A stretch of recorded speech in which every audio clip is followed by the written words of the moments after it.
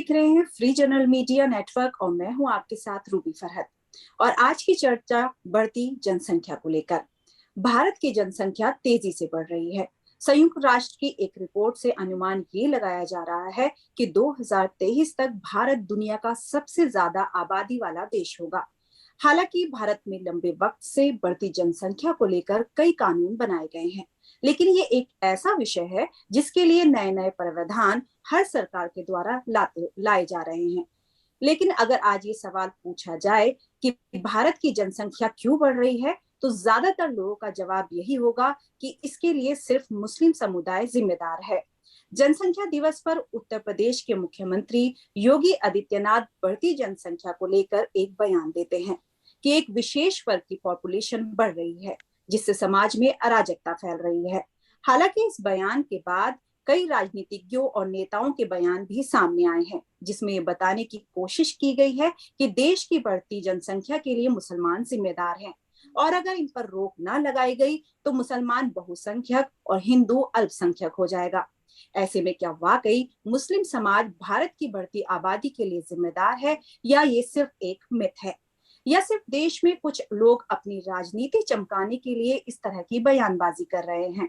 यह व्यवसायीकरण और बाजारवाद के चक्कर में इस तरह की बयानबाजी को हवा दी जा रही है, या फिर बढ़ती आबादी के बहाने दलितों, SC ST और ट्राइबल्स को काबू में रखने की ये कोशिश है? आज इन्हीं अहम सवालों को जानने की कोशिश करेंगे। हमारे साथ इस बहस में भारत सरकार के अल्पसंख्यक मामलों के पूर्व केंद्रीय मंत्री के रहमान खान साहब हैं। आपका स्वागत है इस शो में। हमारे साथ मुस्लिम स्कॉलर और राइटर डॉक्टर जावेद जमील साहब जुड़े हैं, जिनके भारत में बढ़ती जनसंख्या पर कई किताबें और दर्जनों लेख छपते रहे हैं। आपका भी स्वागत है। साथ ही इस पैनल में कांग्रेस के वरिष्ठ नेता पूर्व सांसद हरिकेश बहादुर भी जुड़े हैं। हम इन तमाम मेहमानों का स्वागत करते हैं। जमील साहब, मैं आपसे सबसे पहले ये जानना चाहूंगी कि पॉपुलेशन कंट्रोल को भारत समेत दुनिया भर में क्यों इतना प्रोपेगेट किया जाता है?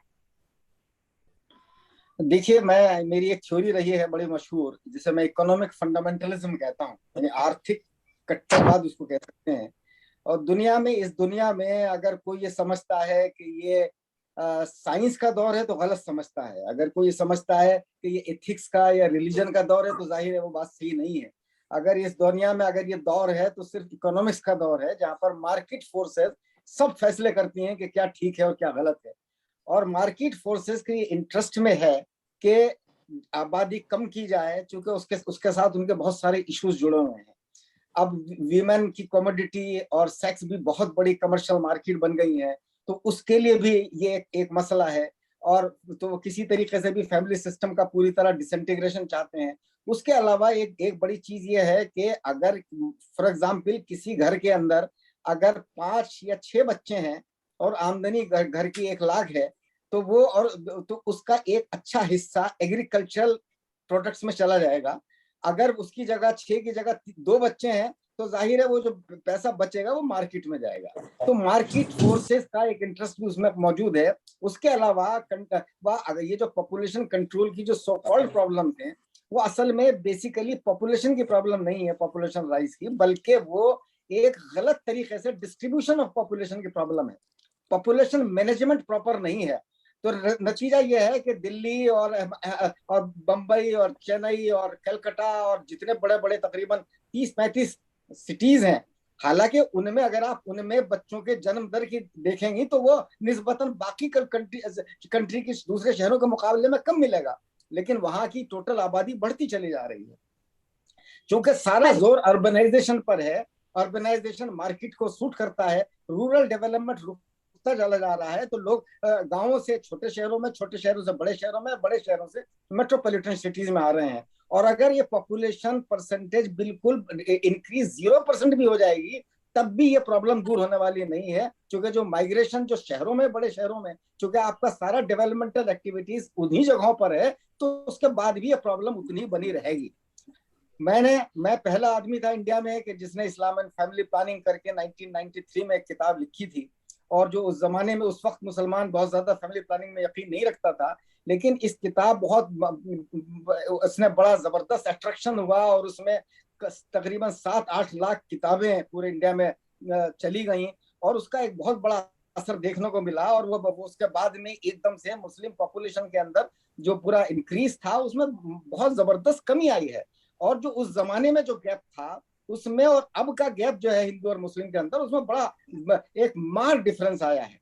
जो प्यू की रिपोर्ट है उसके मुताबिक जो 1992 में मुसलमान की जो थे वो उसकी ग्रोथ रेट 4.4% थी और हिंदू की 3.3% थी। इसका मतलब 1.1% का डिफरेंस था। आज 2015 में मुस्लिम ग्रोथ रेट 2.6% है और हिंदू 2.1 है, तो घटकर ये सिर्फ 0.5% रह गया है।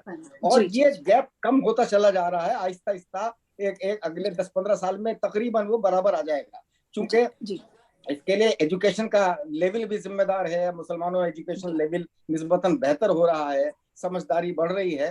तो ये जो दूसरे फोर्स, ये जो फोर्स है इस तरह का बयान देते हैं कि मुसलमान बिल्कुल राइज हो जाएगा पॉपुलेशन में, तो ये एक किस्म का प्रोपेगेंडा है। प्रोपेगेंडा के अलावा कुछ नहीं है। जी, हरिकेश बहादुर साहब, क्या भारत में बढ़ती जनसंख्या के लिए सिर्फ मुसलमान जिम्मेदार है, जैसे बीजेपी और आरएसएस के नेता और लोग भी कहते हुए सुने जाते हैं? तो क्या सिर्फ इसके लिए मुसलमान ही जिम्मेदार है? हेलो, आवाज जा रही है ना? जी आ रही है। देखिए, अभी तो आपने सारी बात सुना कि क्या स्थिति है। उन्होंने पुस्तक भी लिखी है, किताब भी लिखी है, उसका भी उन्होंने जिक्र किया। देखिए, सबसे बड़ी बात है एक पॉलिटिकल एजेंडा है सारा ये बीजेपी का। वो जितने भी काम करते हैं वो सारे काम, उनका मेन कंसंट्रेशन होता है कि किस तरह से हम सोसाइटी को पोलराइज कर दें, और इसके लिए वो इस तरह की तमाम बातें उठाते हैं। ये फैक्चुअल पोजीशन ये है कि पिछले 20 सालों का अगर आप rate of growth of population देखिए तो मुस्लिम पॉपुलेशन का जो ग्रोथ रेट है परसेंटेज में, वो हिंदू पॉपुलेशन से कहीं ज्यादा कम है। और ये एजुकेशन पर भी काफी कुछ निर्भर करता है। केरला में आप देखेंगे एजुकेशन ज्यादा है, इसलिए पॉपुलेशन ग्रोथ सारे कम्युनिटीज का बहुत कम है। तो इन लोगों को इन सवालों के बारे में नहीं सोचना है। ये केवल योगी की बात नहीं है। आप देखेंगे ज्यादातर भाजपा के जितने लीडर्स हैं उसमें ज्यादातर की स्थिति है कि वो दूसरे तमाम वर्ग के लोगों से उनके मन में एक खास किस्म की नफरत है।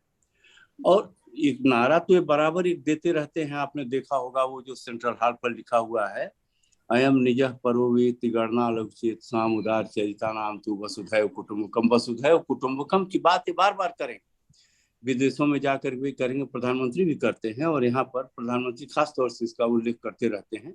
तो वसुधैव कुटुंबकम का जो पूरा सिद्धांत है वो क्या है, भारत के मुसलमानों और दूसरे धर्म मानने वालों के ऊपर नहीं लागू होता क्या?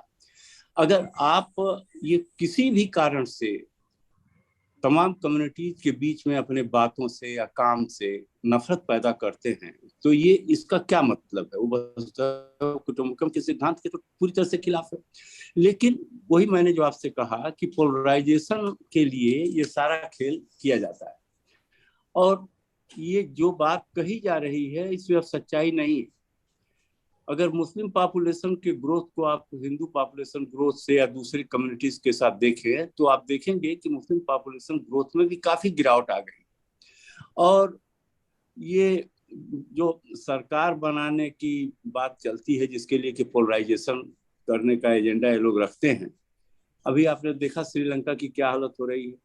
वहां पर भी बहुसंख्यक धर्म के आधार पर ही ये सरकार बनी थी और मजबूत नेता ये लोग ढूंढ रहे थे, और एक ऐसा नेता इन लोगों ने अल्टीमेटली ढूंढा जिसने पूरी श्रीलंका को तबाह कर दिया। आज उसकी जो हालत बनी हुई है उसे कहने की जरूरत नहीं है।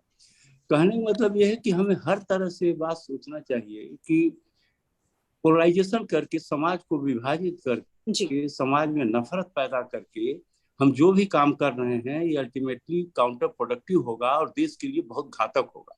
अभी और भी बहुत सारे सवाल हैं। आपने देखा होगा नूपुर शर्मा वाले मामले में सुप्रीम कोर्ट के कहने के बावजूद भी आज तक उस महिला की गिरफ्तारी नहीं हुई। और जुबैर के साथ क्या हो रहा है आप देख रहे हैं। उत्तर प्रदेश में कई एफआईआर कई जिलों के अंदर उस आदमी के खिलाफ की गई है। तो ये सब जो चीजें हो रही हैं एक ये साफ जाहिर करती हैं कि जो मानव समाज के लिए जो संवेदनशीलता होनी चाहिए, जो वसुधैव कुटुंबकम का मूल जो आधार है, उसी पर भाजपा हमेशा हमला करती है और उसको तोड़ने की कोशिश करती है। लेकिन कहने के लिए सारी अच्छी बातें कह करके लोगों को एक भ्रम में डाल करके एक जाल में फंसाने का काम और समाज को पोलराइज करने का काम ये लोग करते हैं। उसी एजेंडा के तहत ये सारी बात की जा रही है और इसका कोई मकसद नहीं। जी रहमान साहब, आंकड़े देखें तो 90 के दशक के बाद से मुस्लिम समाज में प्रजनन दर धीरे धीरे घटी है और 2019 से 2021 के बीच आंकड़े देखें तो ये दर 2.3% हो गई है। ऐसे में ये डर दिखाना कि मुसलमानों की संख्या बढ़ रही है, इसे आप कैसे देखते हैं? नहीं, देखिए, जैसा कि रकीब शेख साहब ने कहा कि ये एक पॉलिटिकल एजेंडा है।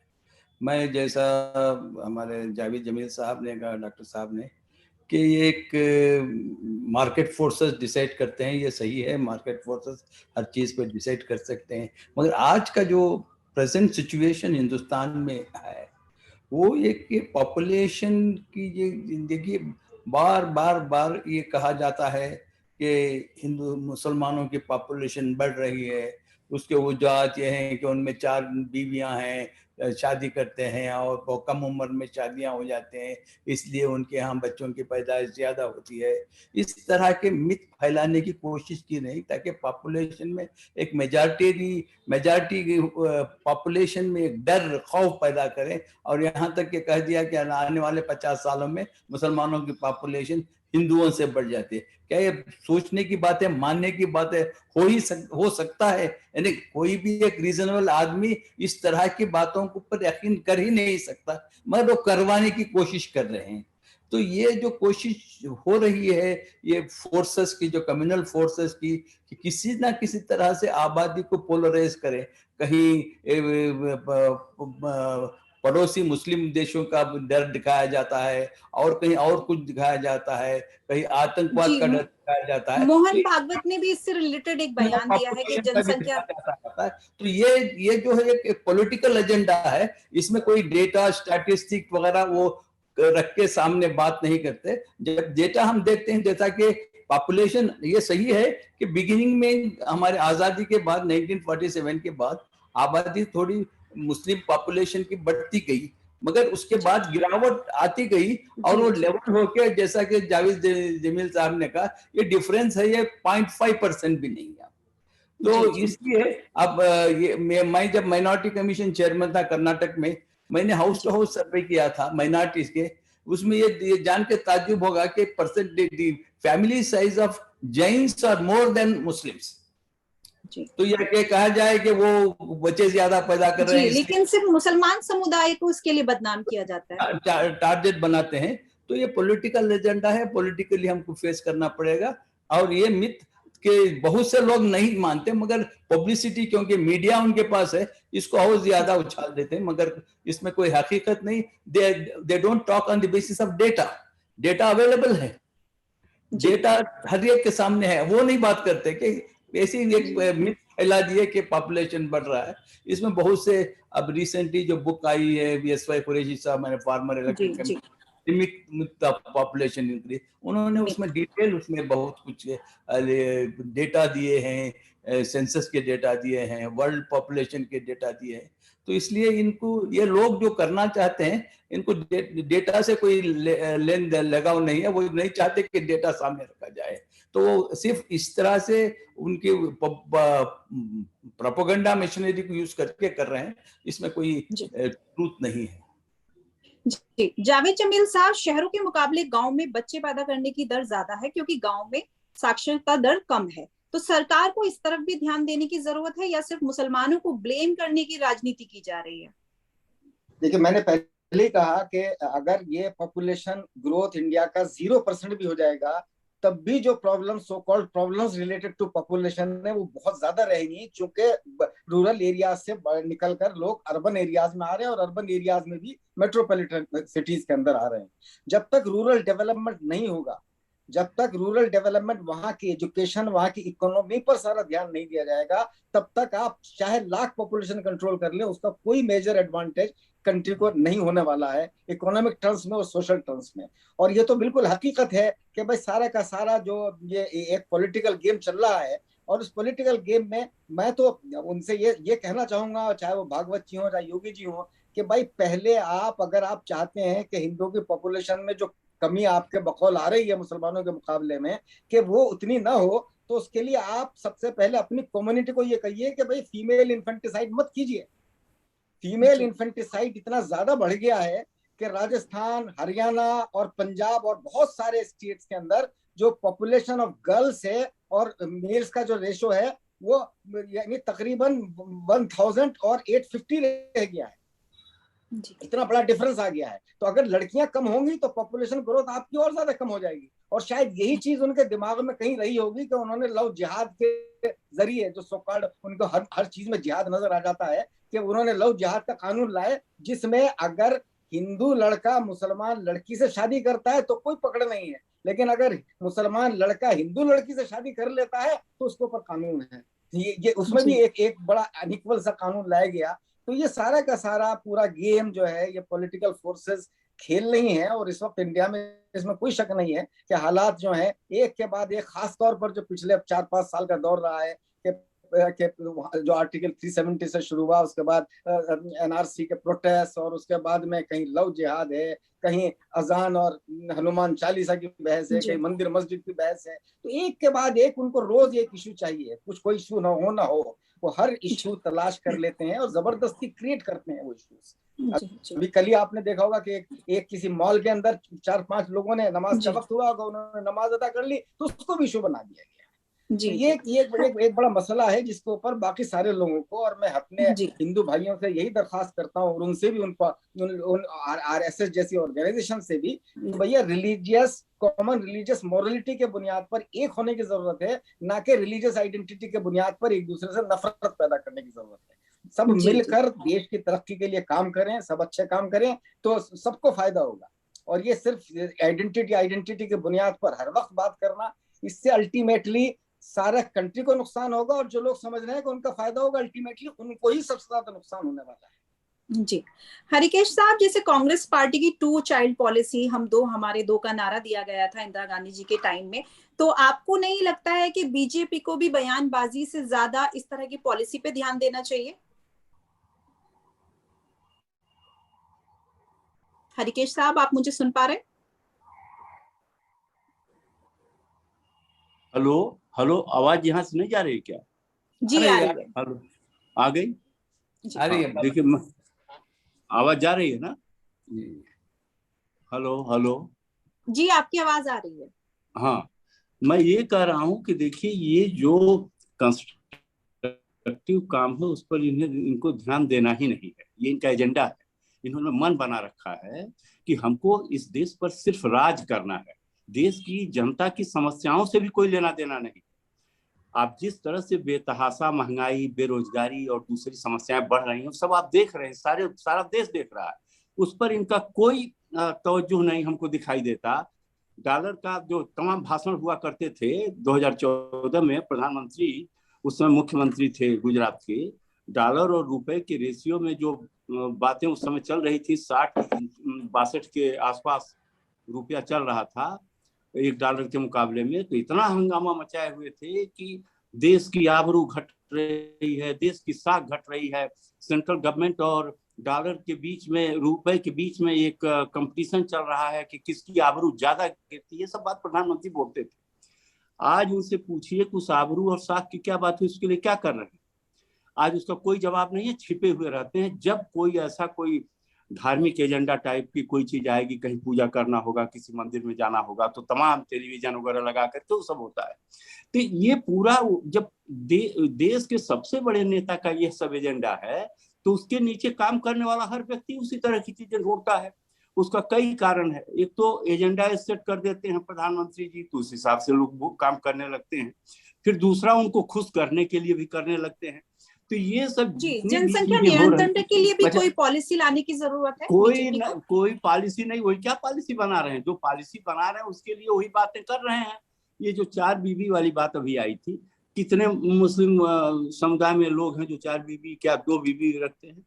क्या हिंदुओं में ऐसी चीज नहीं है क्या? अभी देखिए वहाँ पंजाब के मुख्यमंत्री ने अभी एक दूसरी शादी की, तो कहने का मतलब चाहे भले वो कानून के हिसाब से सही है कि गलत है मुझे नहीं मालूम उसका डिटेल, लेकिन इस तरह की चीजें दूसरे कम्युनिटी में भी लोग करते हैं, हिंदुओं में भी करते हैं, लेकिन एक जबरदस्ती एक हुआ एक खड़ा किया गया है।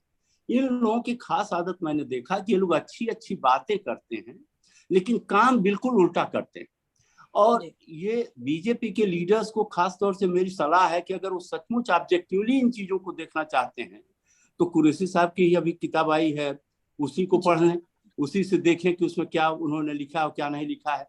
अगर उसमें कोई कमी है तो बताएं उनसे बात करें, लेकिन उनका ये सब कोई कंस्ट्रक्टिव या ऑब्जेक्टिव मामला नहीं है। वो मामला सिर्फ पॉलिटिकल है कि देश पर सत्ता में बने रहने के लिए पोलराइजेशन जरूरी है। और ये काम शुरू हुआ था 1920s में। ये जो उनके लीडर्स थे सावरकर वगैरह, सबका एक ही एजेंडा था। और उस समय का अगर आप इतिहास आप देखें तो ब्रिटिश सेना के लिए आदमी भर्ती कर रहे थे सावरकर, और नेताजी सुभाष चंद्र बोस ब्रिटिश सेना से लड़ रहे थे। आज नेताजी सुभाष चंद्र बोस की भी ये लोग फोटो लगाएंगे और मूर्तियां बनाएंगे, और अभी इंडिया गेट पर भी कुछ मूर्ति लगाने जा रहे हैं, और उधर सावरकर तो इनके खास पूज्य हैं ही। जबकि दोनों की एक्टिविटीज उस समय आप देखिएगा टोटली कंट्राडिक्टरी थी।